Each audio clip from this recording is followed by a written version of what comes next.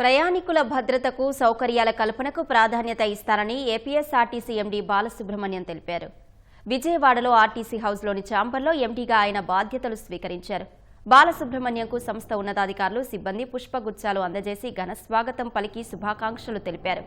Electric బస్సులను త్వరితగతిన రోడ్డెక్కించి సంస్థను లాభాల బాట పట్టిస్తారని ఎండీ చెప్పారు.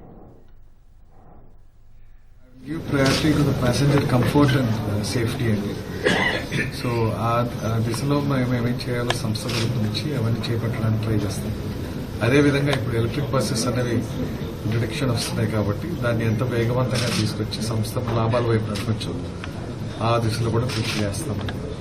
ఇక్కడ సేమ్ టైం ఎంప్లాయీస్ యొక్క ప్రమోషన్స్, వాళ్ళ బెనిఫిట్స్ ఏమున్నాయో అది మీద third priority and high priority item అనుకుంటాం.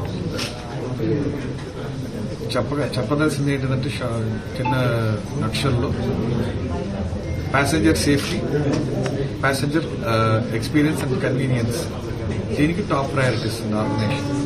ఆ దిశలో ట్రై చేస్తుంది.